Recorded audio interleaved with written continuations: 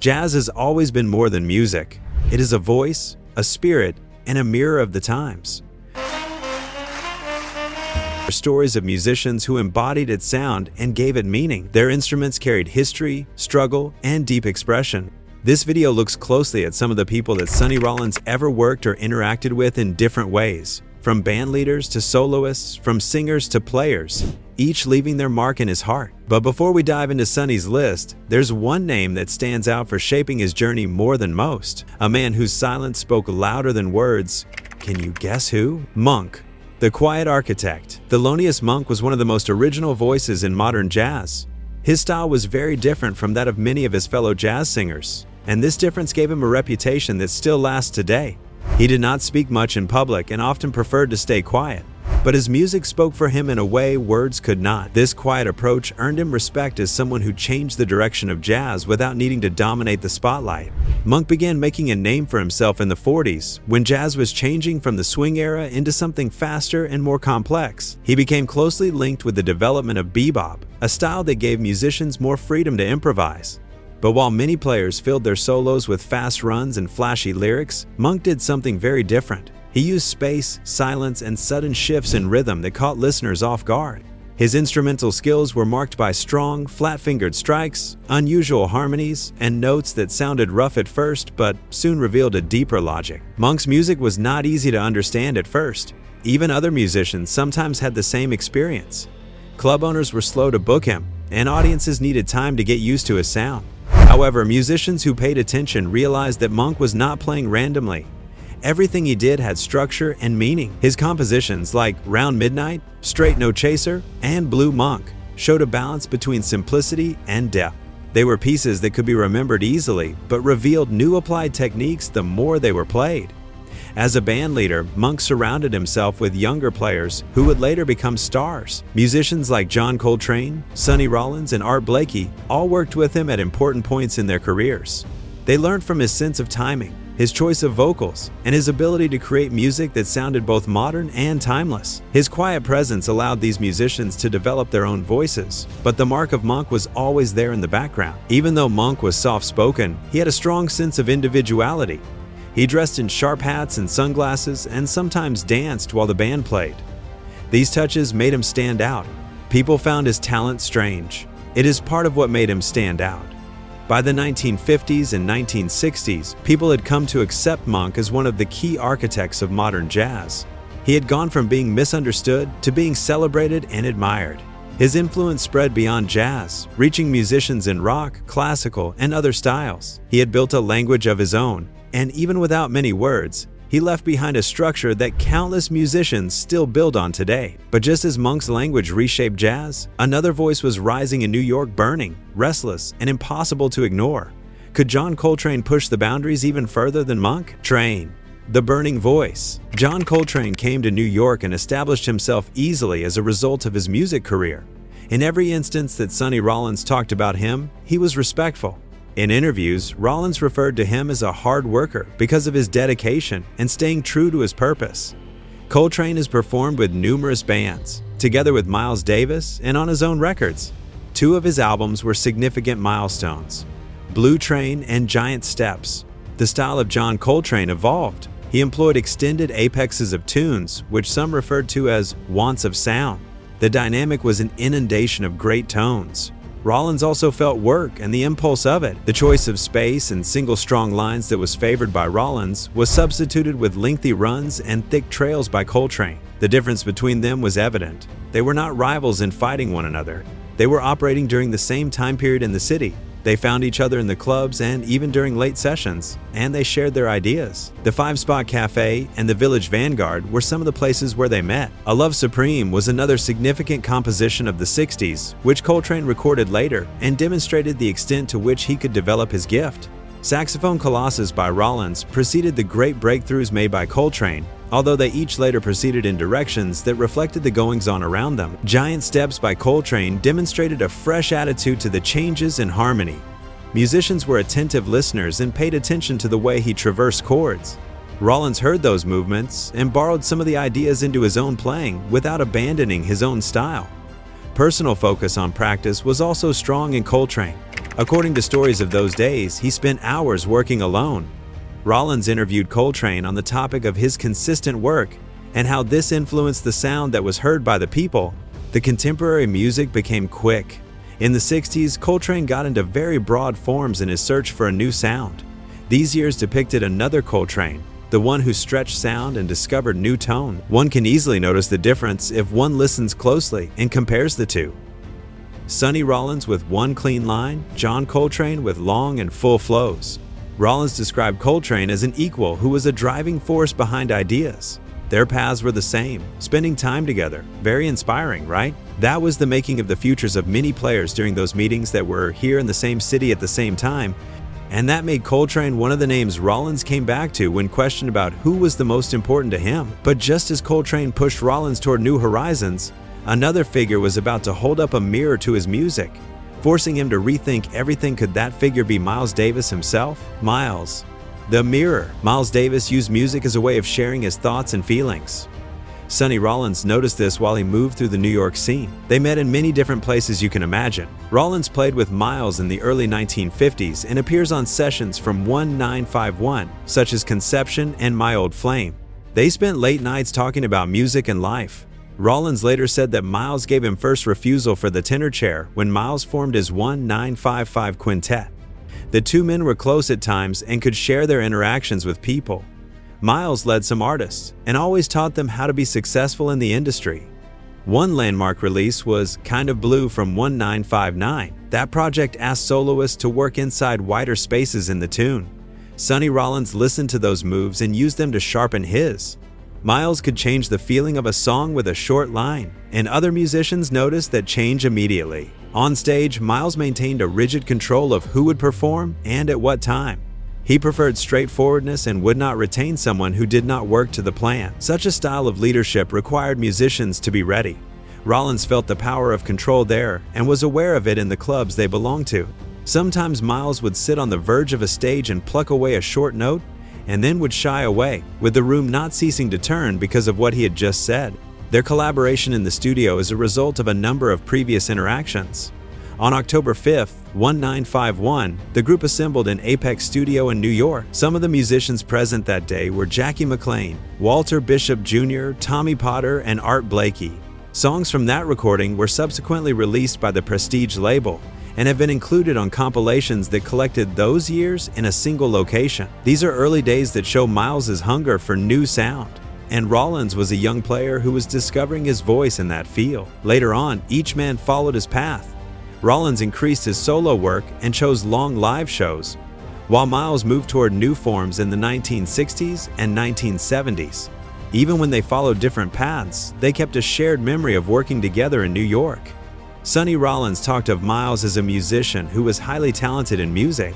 Their meetings at the Village Vanguard and the Five Spot later led to years of working together and making great hits. That small power was part of why Rollins named Miles among the people he counted as close. Bird, the melodious sound. Charlie Parker got on stage with speed and a new way of moving through a tune. Sonny Rollins heard Parker as a young listener and later shared how those early rides through a song changed his sense of motion. Parker made short, burning lines that fit into a single idea. He could link one idea to the next in a flash of a second, and sudden shifts kept the listener close to the sound. Parker worked in the 1940s when many musicians met in small venues in New York and other cities. Those rooms became places where new ideas moved fast from one player to the next. Parker stood out because he could take an old song and push its inner parts into sharp new places. Upcoming artists learned by listening and by catching his performances live when they could. One time, Sonny Rollins shared that he used to watch Charlie Parker's moves, then later practice them until he mastered them. Parker always stood out because of his high instrumental sound. He could run through a set with speed and still keep a strong sense of rhythm. Many of his pieces from that era became set pieces that others tried to match.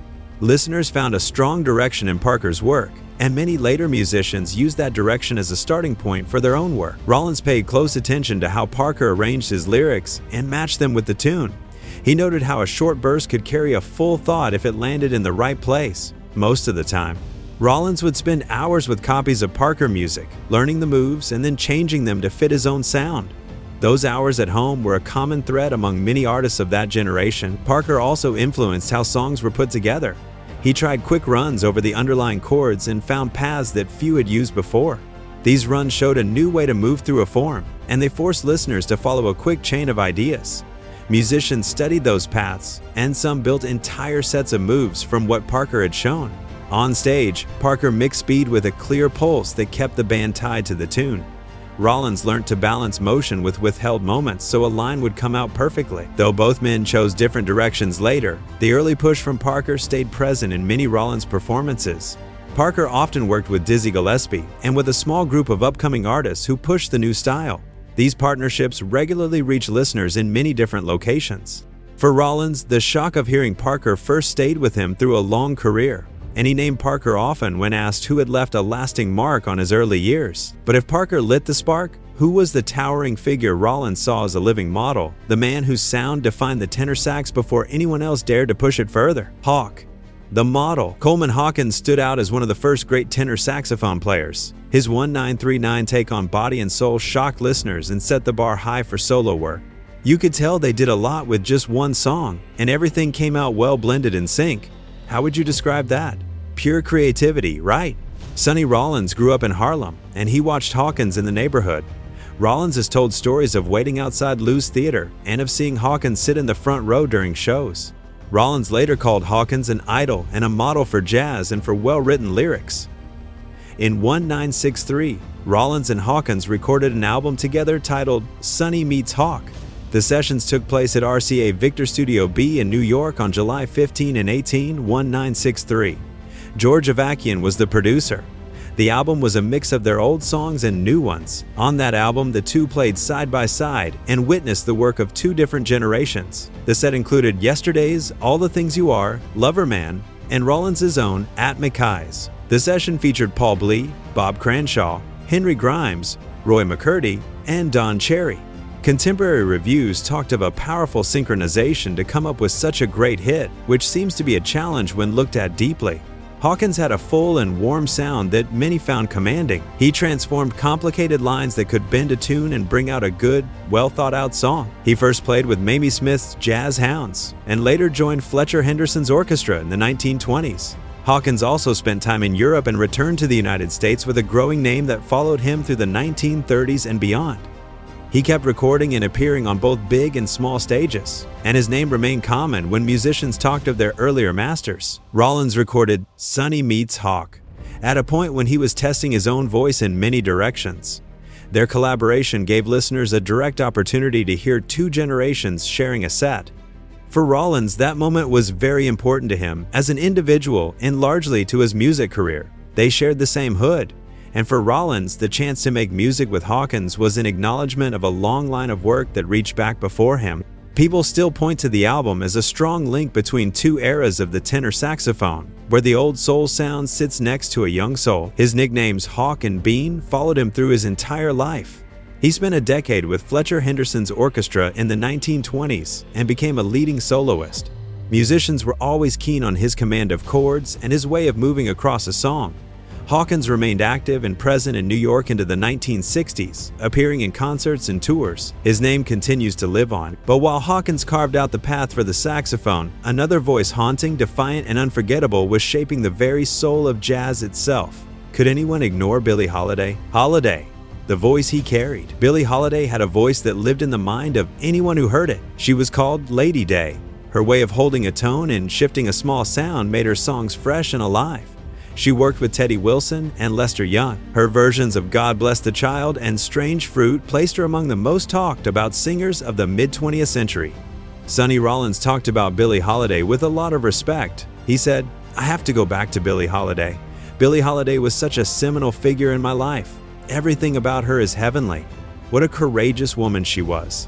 That comment was made in interviews late in his career when he mentioned those who had a positive impact on his music career. Rollins included Holiday among the people whose sound he returned to again and again. Holiday's singing used close timing and small shifts in tone.